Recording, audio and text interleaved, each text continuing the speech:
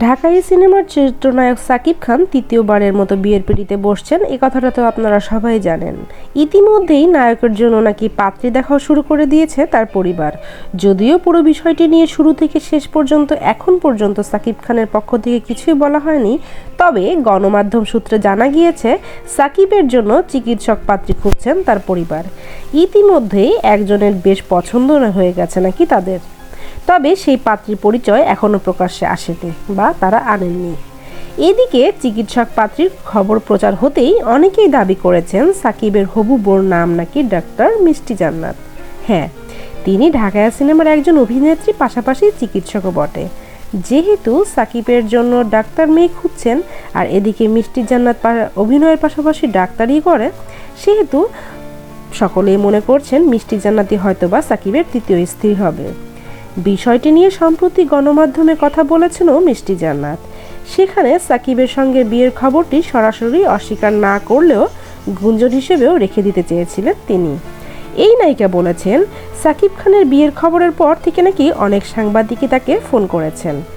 তারা জানতে চেয়েছেন পাত্রী নাকি আমি নাকি অন্য কেউ, কারণ ঢলিউডের চিকিৎসক পাত্রী একজনই আছেন। তবে এ বিষয়ে আমি কখনোই কাউকে কিছু বলিনি, কারণ সব বলা যায় না, কিছু গুঞ্জন হিসেবেই থাকতে দেওয়া ভালো।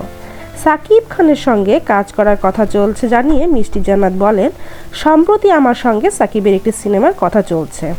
তখন সাকিব কলকাতায় আছে। কিছুদিন আগে আমিও কলকাতায় গিয়েছিলাম একটি কাজের জন্য। আবার এই কাজটি কলকাতায় কিছু শীঘ্রই চলে আসব। সাকিবের বিয়ে প্রসঙ্গে এই অভিনেত্রী বলেন, ইদানিং আমার সঙ্গে সাকিবের বেশ কথা হয়, দেখা হয়। আমি একজন অভিনেত্রী, সেই সঙ্গে ডাক্তারও। আমার সঙ্গে সাকিবের অনেক জানাশোনা, তাই অনেকে ভেবেছেন সাকিবের সঙ্গে আমারই বিয়ে হচ্ছে। কিন্তু আমি এটা বলতে চাই, বিবাহিত কাউকে আমি বিয়ে করতে চাই না। আবার ভালো লেগে গেলে করতেও পারি, কিছু বলা যায় না আর কি, এটা সময় বলে দিবে। এদিকে আবার বলেছেন, যার কিনা ডিভোর্স হয়ে গিয়েছে তাকে তো করা প্রশ্নই আসে না। এই সময় মিষ্টি জান্নাতকে প্রশ্ন করা হয়, পাত্র হিসেবে সাকিবকে কেমন লাগে? উত্তরে এই অভিনেত্রী হাসি দিয়ে বলেন, সে অন্যরকম হ্যান্ডসাম। আমি তাকে ছোটবেলা থেকেই পছন্দ করি। কারো একাধিক বিয়ে নিয়ে সমস্যা দেখান না মিষ্টি জান্নাত।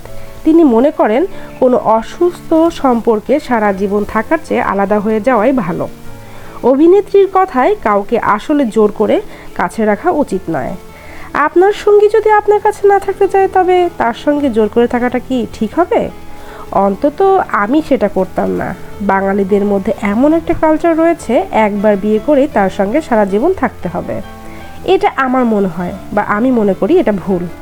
কারণ মনের মিলন, মানসিক ঝড়ঝাপটা ভালো না হলে সংসার ইতি টেনে ফেলে ডিভোর্স করাই সবথেকে উত্তম।